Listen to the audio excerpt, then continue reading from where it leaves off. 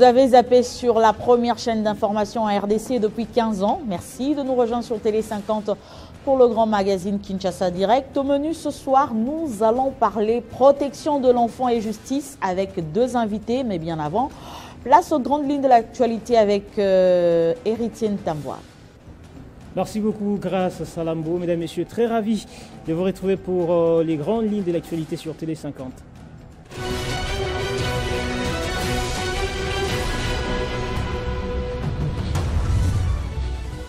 Controverse autour de 318 morts à Moba au Tanganyika. Il s'agit d'un cumul d'atrocités que subit la population depuis près de 4 ans.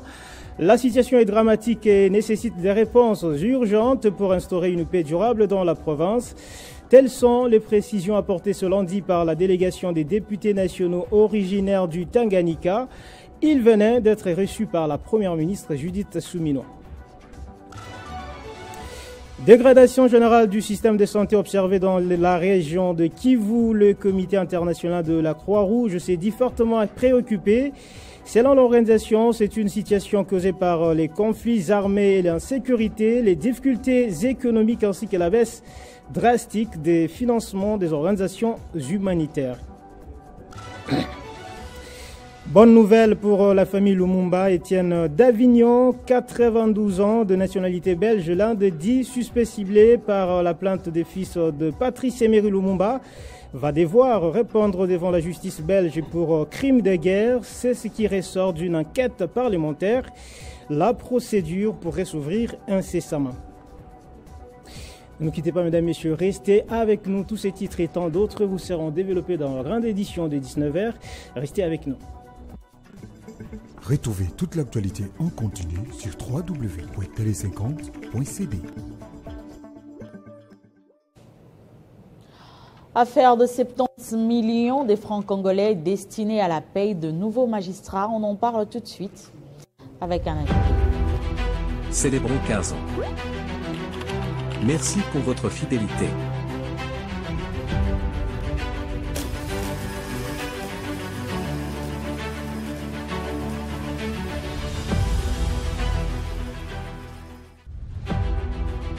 Célébrons 15 ans. Merci pour votre fidélité.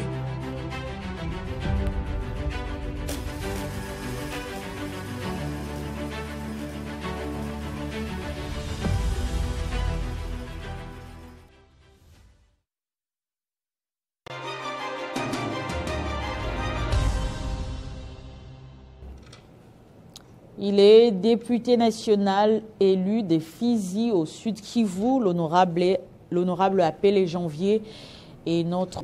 Qu'est-ce qui a motivé votre démarche?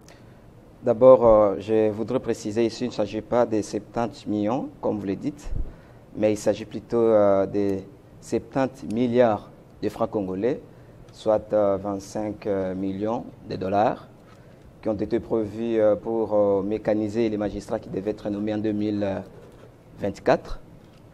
Et comme les magistrats en cette année-là, 2024, l'année qui vient de s'écouler, ne sont pas nommés, le Conseil supérieur de la magistrature, qui est un organe de gestion du pouvoir judiciaire, avait bien jugé de lui-même de réorienter cette enveloppe pour réajuster les salaires des magistrats qui étaient en fonction en 2024.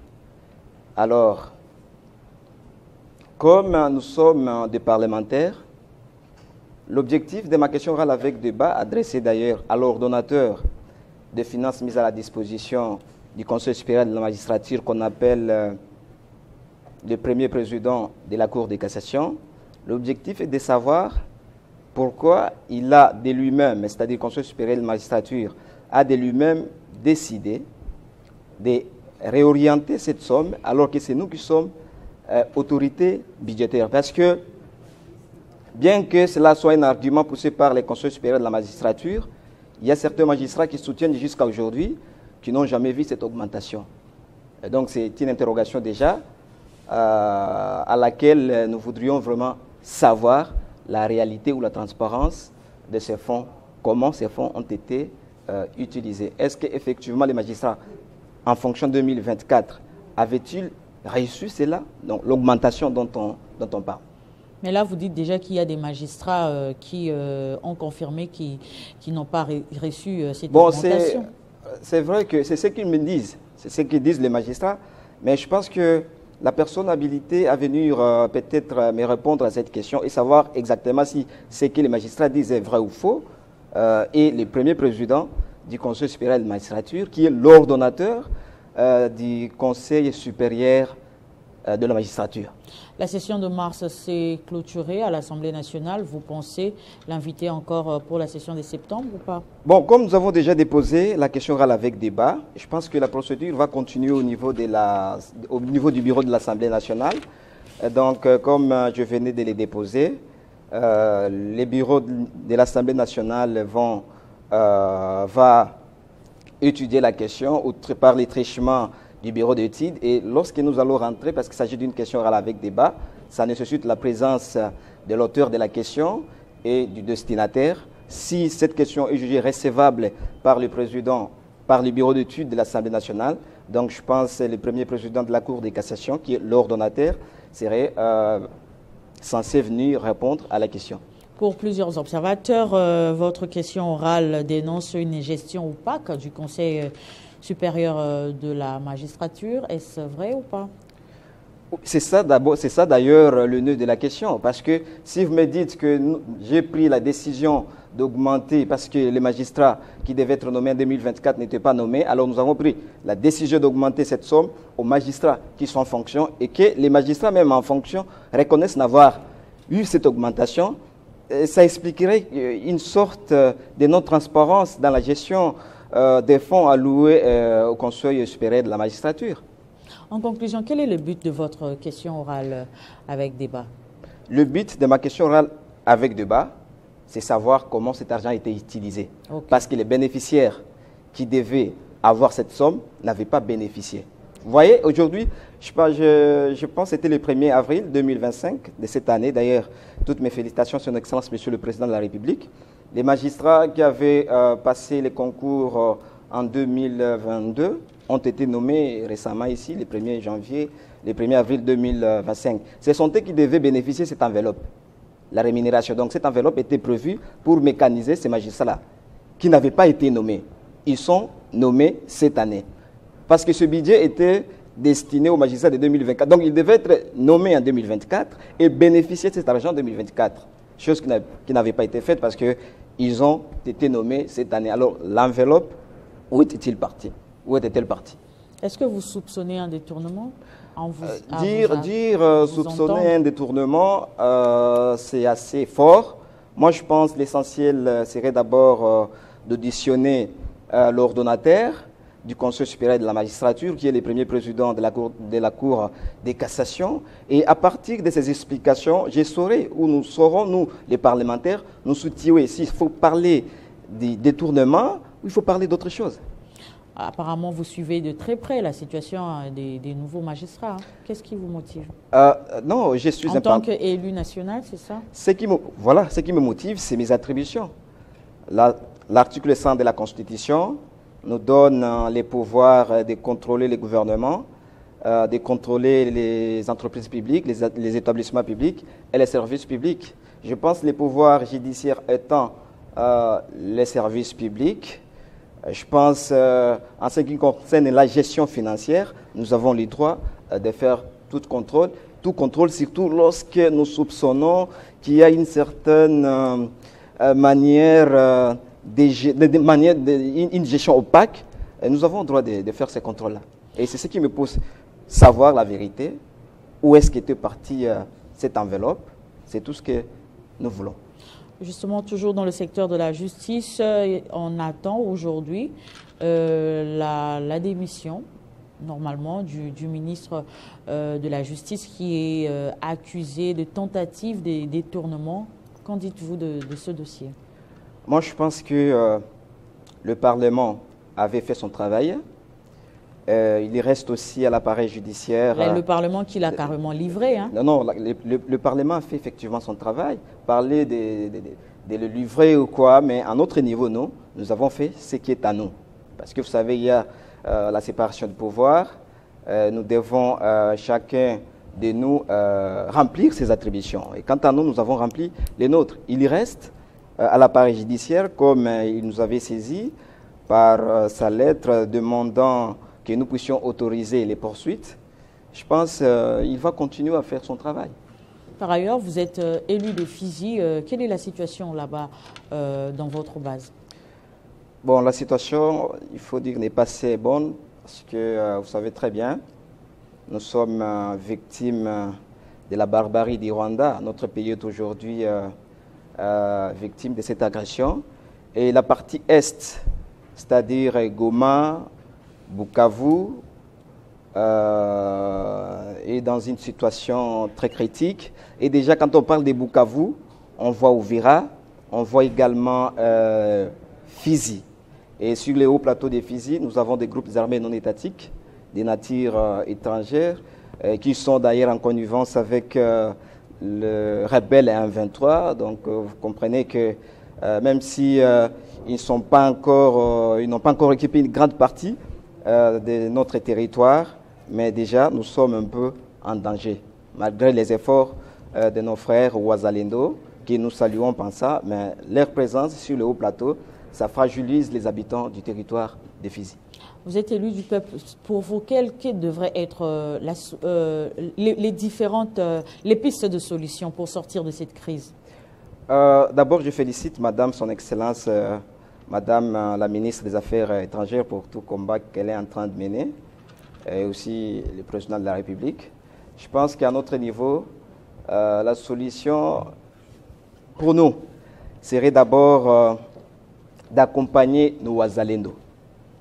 Au moment où je vous parle, si Uvira et Bukavu ne sont pas encore pris par les M23, parce que les Ouazalendo se sont mis debout contre l'avancée de nos frères, non, contre l'avancée des rebelles M23. Bukavu n'est pas... Non, je ne parlais pas de Bukavu. Je disais, si aujourd'hui Uvira et Fizi ne sont pas entre les mains de rebelles M23 AFC, c'est à cause de nos frères. C'est parce que nos frères se sont décidés, Ouazalendo se sont décidés de se battre contre l'avancée de ces rebelles.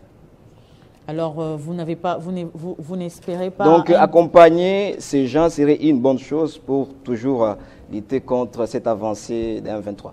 Vous n'espérez pas un dialogue entre les M23 AFC et le gouvernement de Kinshasa? Vous savez, nous sommes l'émanation du peuple et nous soutenons les actions du président de la République. Et donc, cette question, je me range derrière tout ce que fait Son Excellence, Monsieur le Président de la République, parce que nous lui donnons confiance dans tout. Donc, vous l'appuyez dans sa démarche où il a tendu la main à l'opposant Martin Fayoulou? C'est une bonne chose, d'ailleurs. Okay. Mais madame, je voudrais signaler quelque chose parce que cette question ici, adressée au premier président de la Cour de cassation, fait de débat. Vous savez, ici au Congo, nous avons des intelligences intellectuelles. Il y a certaines d'entre éminents professeurs qui soutiennent que cette question ne devait pas être adressée au président de la Cour de cassation parce qu'évidemment, la justice est indépendante. Et il y a d'autres qui soutiennent non, cette question doit être adressée à lui, mais le contrôle doit être indirect. C'est le débat qui est aujourd'hui.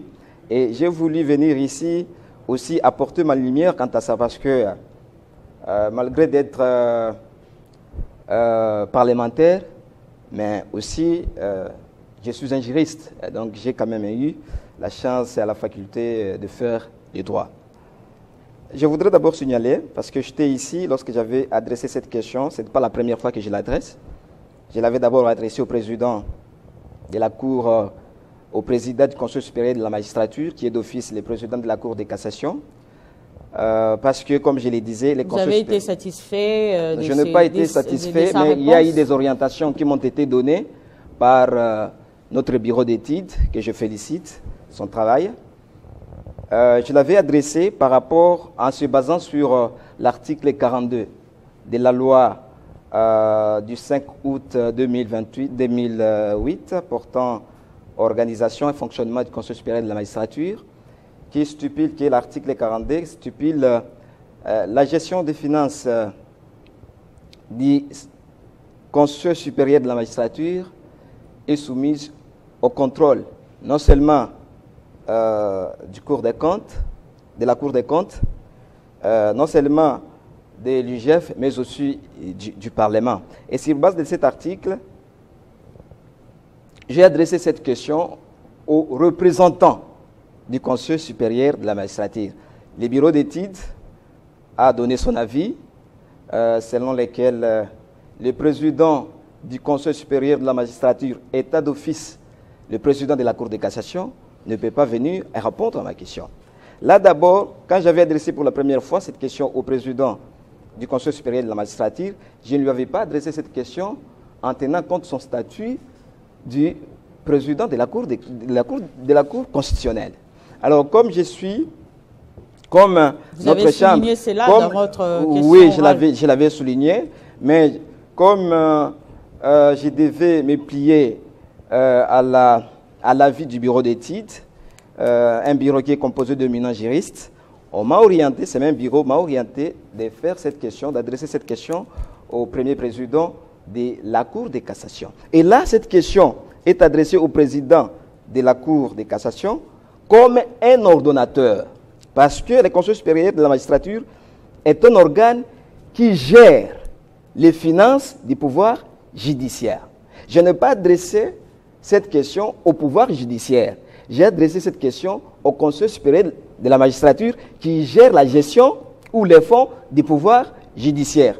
Et celui qui est chargé de la gestion au sein du Conseil supérieur de la magistrature, c'est le premier président de la Cour de cassation qui est ordonnateur, selon l'article 37, alinéa 2e de cette loi que j'ai évoquée. Et donc, s'il faut faire les contrôles, je ne crois pas que les contrôles doivent être indirects, parce que cette loi même ne me parle pas d'un contrôle indirect. La loi détermine que nous, le Parlement, nous pouvons faire ces contrôles. La loi n'a pas dit qu'il s'agit d'un contrôle indirect ou indirect. Donc, je voudrais, avec toute humilité, dire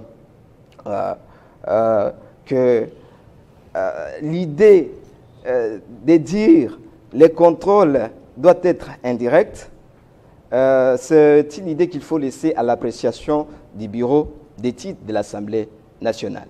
Et il y a même d'autres qui soutiennent que non, nous n'avons pas, nous, le Parlement. Donc, les juges n'ont pas les comptes à nous rendre, nous, les parlementaires. Parce que la justice, les pouvoirs judiciaires est indépendant. Et moi, je pense, bien sûr, que les pouvoirs judiciaires est indépendant dans les cadres juridictionnels, c'est-à-dire dans les cadres de dire les droits. Lorsque les juges est en train de dire les droits, ces juges-là ne peuvent être soumis à aucune injonction de la part du Parlement et de la part de l'exécutif, c'est-à-dire du gouvernement. Mais s'il s'agit d'un contrôle relatif aux fonds qui ont été alloués à ces pouvoirs, nous, les parlementaires, comme le stipule l'article 42, nous avons le droit de les faire. Et en tant que juriste, est-ce que vous avez échangé, parlé de ces sujets avec les autres collègues juristes comme vous ou avec les concernés eux-mêmes, les magistrats, les juges? Que disent-ils? Écoutez, madame, je pense que parler avec nos collègues magistrats, non, parler avec nos collègues juristes ou ne pas parler avec eux, je pense que cela importe peu. À savoir, je ne suis pas Parce que là, ça, c'est la deuxième fois que... C'est la deuxième fois. C'est pourquoi j'ai dit... On peut parler d'un acharnement, carrément. Non, il ne s'agit pas d'un acharnement. Oui. Selon le bureau d'études, selon l'avis du bureau d'études, c'est que la première fois, j'avais mal orienté ma question. Donc, je ne devais pas l'adresser au président du Conseil supérieur de la magistrature parce qu'il n'est pas ordonnateur. Plutôt, il faut adresser à l'ordonnateur. Et c'est qui l'ordonnateur? C'est le premier président de la Cour de cassation. C'est lui l'ordonnateur. Donc, tout ce qui concerne les fonds destinés au Conseil supérieur de la magistrature, c'est lui qui ordonne ça, c'est le premier président de la Cour de cassation. Et donc, je lui ai adressé cette question en tenant compte de l'avis du bureau d'études de l'Assemblée nationale. Et donc, je pense, dès que nous serons de retour, au mois de septembre, vous pensez réactiver encore non, même tous les jours, je vous dis, la question est déjà au niveau de l'Assemblée nationale. C'est au niveau de l'Assemblée nationale que je dois aller demander la question à quel niveau est-ce que la question est déjà transmise au niveau du bureau d'études. Et c'est le bureau d'études qui va encore me donner son avis après l'étude de cette question par lui-même. Merci, honorable Apélé Janvier. Un mot à vos électeurs qui vous suivent, ils sont nombreux à Fizi. D'abord, je compatis toujours avec eux. Il y a une semaine que je suis arrivé ici à Kinshasa, je n'étais pas ici, j'étais même à Fizi. Nous étions partis avec nos collègues, nos 3 élus, nous sommes en nombre de 4. Il y a une catastrophe naturelle qui s'était abattue sur Kassaba. Et plus de 105 personnes ont été plus de 105 personnes disparues, plus de 150 maisons emportées. Et nous tous ensemble, élus de Fizi, levé d'abord une motion d'information au niveau de l'Assemblée nationale. J'ai dit merci au président de l'Assemblée nationale pour son implication. Nous sommes allés voir la ministre des Affaires sociales et voire même nous sommes allés parler à la première ministre. Et après une semaine, le gouvernement avait envoyé une équipe pour assister nos frères qui ont été victimes de cette catastrophe naturelle. Et donc, nous continuons toujours à pleurer avec eux et aussi à pleurer notre frère, lieutenant général Moutouba, qui nous a laissés dans notre circonscription électorale. Merci pour tous ces détails. Honorable Apélé Janvier, je rappelle que vous êtes élu de Fizi. Merci, madame. On va prendre le deuxième invité. Célébrons 15 ans. Merci pour votre fidélité.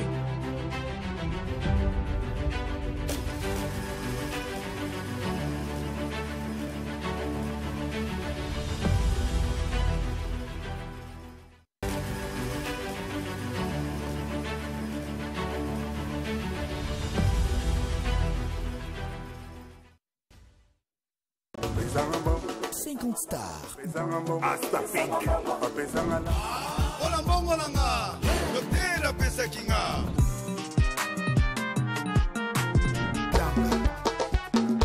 Rumba Nabiso, et là on a beau quand on commence à faire trop de rythme là, de trop de afrobeat là, c'est trop, c'est pas notre musique. Version croisée. Toi, tu vois un gouverneur qui donne à un individu 100 000 $ en public, pas une fois, régulièrement. Et aujourd'hui, pourquoi il ne le fait pas? L'argent du trésor public. L'argent du trésor public. Un bilan qui est totalement chaotique. Et si en face de moi, je suis avec un intellectuel qui évoque la question de la nationalité de Moïse Katumbi Tchapo, nous devons comprendre simplement que nous avons un problème, c'est nous. Cette semaine sur Télé 50. Retrouvez version croisée jeudi à 16h juste, rediffusion à 22h30. Et 50 stars dimanche à 16h, rediffusion mercredi à 16h. Télé 50, simplement congolais.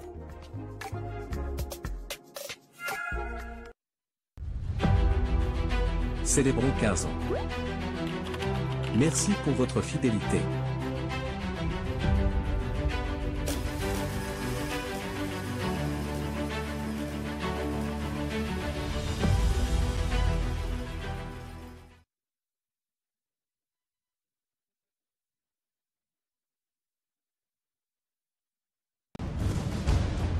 Kinshasa Direct. Leur désir, c'est de voir la RDC à terre pour que rien ne marche. Écoutez, de patriotes congolais se sont levés pour dire que la MONUSCO devait partir. Pourquoi la MONUSCO devait partir? Je vous ai demandé pourquoi ce n'est pas le Premier ministre, parce qu'on n'est pas sûr que ce fonds-là annoncé a été réellement décaissé. Ça fait débat. Le discours tient désormais dans toute l'Afrique. On sait que le Rwanda est un terroriste, est un agresseur. En Europe, on sait que c'est un agresseur. Même si on ne fait rien, mais ils savent ça. Ils savent le dire et ça s'enseigne dans leurs universités. Après la guerre, la Deuxième Guerre mondiale, la Belgique a pris la RDC, les documents de la RDC, et a donné en hypothèque aux États-Unis d'Amérique. Ça ne s'enseigne pas, parce que si vous le dites, on vous tue. Mais j'accepte de mourir. Pas de polémique. L'essentiel, il faut qu'on retrouve le Congo puissant. Qu'on récupère nos territoires occupés par le Rwanda et par l'Ouganda. Club 50. Ne soyez pas surpris que quelques noms ne se retrouvent pas sur la liste que va publier. Dans celui de Katumbi. Non, je n'ai rien dit. Qu'il aurait pu réceptionner sa candidature et au finish dit que cette candidature n'est pas recevable. Il a cité les chefs de l'État. Non, le chef de l'État dit que nous sommes en guerre, on doit se mobiliser. Le chef nous a demandé de vous organiser en groupe rebelle.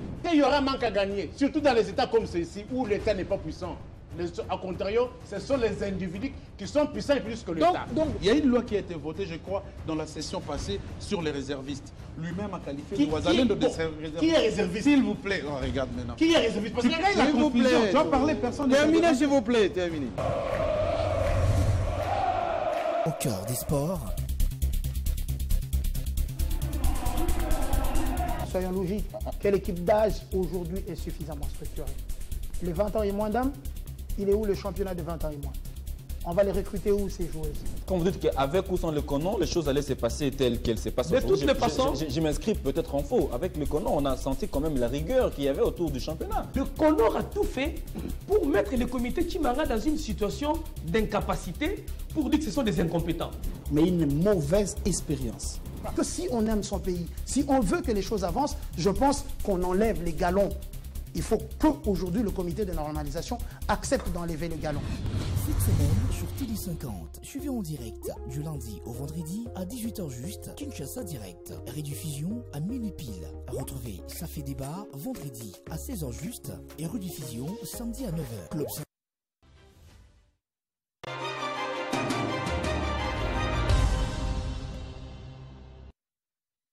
Bloqué dans les embouteillages, notre deuxième invité, Jean-Paul Lumbu Lumbu, n'a pas pu nous rejoindre sur ce plateau. On va donc désannoncer.